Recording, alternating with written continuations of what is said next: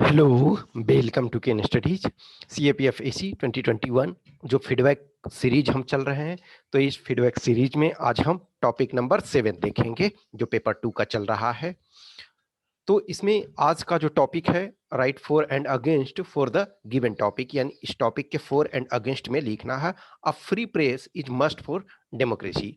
यानी कि ऑब्वियसली जब आप जस्टिफाई इसको करोगे, फॉर लिखोगे, तो क्या आपको लिखना है कि yes free press is necessary, free press is must for democracy. It is said कि मीडिया और press you can say is the fourth pillar of democracy. तो इन डेमोक्रेसी जो थ्री ऑर्गन्स हैं, थ्री ऑर्गन्स का proper mentioned है आपका constitution में, जो है प्रॉपर मेंशन है कि yes this all are part of the your government system, legislative, executive and judiciary. तो लेजिस्लेचर, एग्जीक्यूटिव, जुडिशियरी तीनों के अपने अपने रोल हैं। लेजिस्लेचर का काम आपका कानून बनाना है, एग्जीक्यूटिव का काम है उन कानूनों का इम्प्लीमेंटेशन करना, और जो जुडिशियरी है उसका काम है कि एग्जीक्यूशन करवाना यदि नहीं कर रहे हैं तो, और यदि उसमें से कुछ प्रॉब्लम होता है तो उसका समाधान करना। और लेकिन प्रेस जो है, प्रेस आपका जो है फोर्थ पिलर कहा जाता है। हाउएवर डायरेक्टली ये मेंशन नहीं है, लेकिन आप यदि देखोगे कि फंडामेंटल राइट में एक्सप्रेशन राइट टू, जो फ्रीडम ऑफ एक्सप्रेशन जो है वो कहीं ना कहीं थ्रू प्रेस के थ्रू। तो प्रेस यस इन फोर में आपको लिखना है कि ये होना चाहिए ताकि जो है with all liberty, yeah, with all freedom they can express, press can express their view. Why there is press? Press should make aware people, people के अवेयरनेस के लिए है कि एक तरह से जो सरकार कर रही है या गवर्नमेंट के तीनों ऑर्गन जो कुछ कर रही है, तो जनता के बीच संदेश जाने के लिए अब प्राइम मिनिस्टर मान के चलो आज के डेट में सुविधाएं हो गई, आज के डेट में है कि डायरेक्ट, इनफैक्ट जस्ट सोचो आज के डेट में कि प्रेस ना भी हो तब भी आपका काम चल सकता है कि डायरेक्ट प्राइम मिनिस्टर आपसे बात कर सकते हैं, डायरेक्ट आपसे प्राइम मिनिस्टर यूट्यूब के थ्रू और फेसबुक के थ्रू, ट्विटर के थ्रू। लेकिन सब लोग तो फेसबुक, ट्विटर और सारी चीज को यूज नहीं कर रहे हैं। लेकिन प्राइम मिनिस्टर यदि बोलते हैं तो प्राइम मिनिस्टर कहीं ना कहीं जो है क्या है कि अपने पार्टी के भी सदस्य हैं, तो उन्हें पार्टी के आधार पर भी बोलना पड़ता है। देखो उनका आधा टाइम जो ये करने में जाता है कि यस ये गलती जो उनके गलती के कारण, वो उन्होंने गलती किया उसके कारण है। लेकिन जो मीडिया एक होता है, जो बायस्ड अनबायस्ड मीडिया होता है, बायसनेस जिसमें ना हो, जो बायस्ड फ्री हो, तो बायसनेस फ्री हो, तो वो एक्सप्रेस करता है व्यू को कि yes government is doing the things and government should do that thing. तो उसमें एक पब्लिक का कॉन्फिडेंस, और मीडिया के थ्रू ही पब्लिक को ये पता चलता है कि यस ये चीज़ें हो रही है, ये चीज़ें होने वाली है। तो इस पर बहुत बार जो है व्यू भी लिया जाता है कि यस आप क्या सोचते हैं।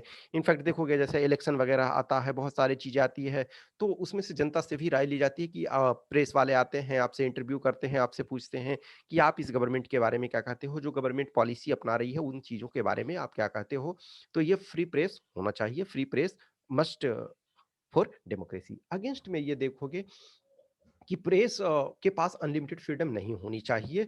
There are certain circumstances, suppose for example larger national interest वगैरह, जैसे मान के चलो कि बेस्ट एग्जांपल आप देख सकते हो कि जब मुंबई अटैक हुआ था, तो जो हमारे black cat commando, NSG commando जब ऑपरेशन कर रहे थे, अब उसको आप विजुअल में दिखा रहे हो कि यस हमारे कमांडो यहाँ जा रहे हैं, इस तरह से ये उतर रहे हैं। तो actually there should be regulation, ये नहीं है कि आपके पास फुल फ्रीडम होना चाहिए, आपके पास there should be some liberty. अब बहुत सारे sorry there should be some restrictions.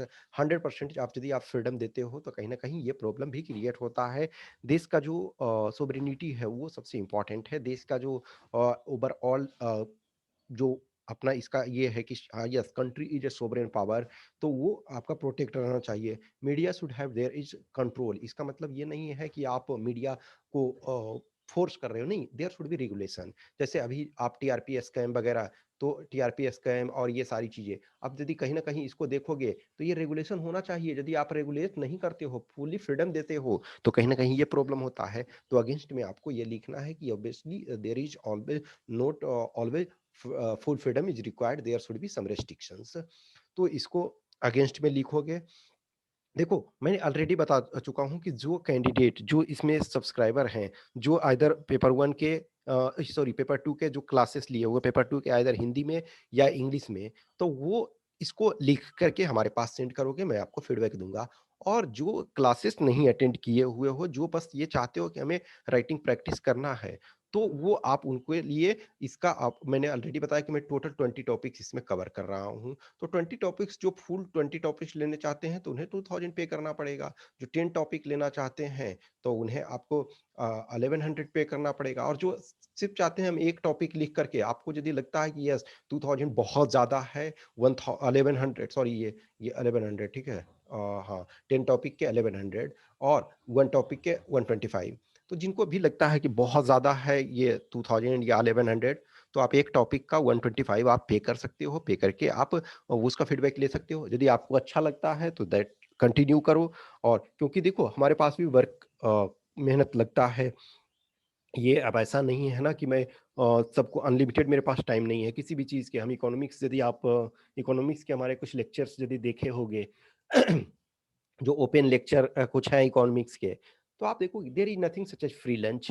Free lunch कुछ भी नहीं है, हर चीज़ में मेहनत लगाना पड़ता है। अब देखो मैं बहुत सारे ओपन वीडियोज़ ये करता हूँ, तो आप लोग देखते हो, तो व्यू हमारे लिए एक अच्छा होता है, कुछ आप लोग लाइक करते हो, कुछ कमेंट करते हो, तो मेरे लिए ये फ़ायदा होता है। ऐसा नहीं है कि इसमें भी आप ऑब्वियसली बात है, आप मान के चलो हमारे पास नहीं भेज रहे हो, मैं तो कह रहा हूँ कि आपके कोई सीनियर हैं, कोई फ्रेंड्स हैं, आप उनसे चेक करवाओ। मैं कुछ टॉपिक्स आपको प्रोवाइड करा रहा हूँ।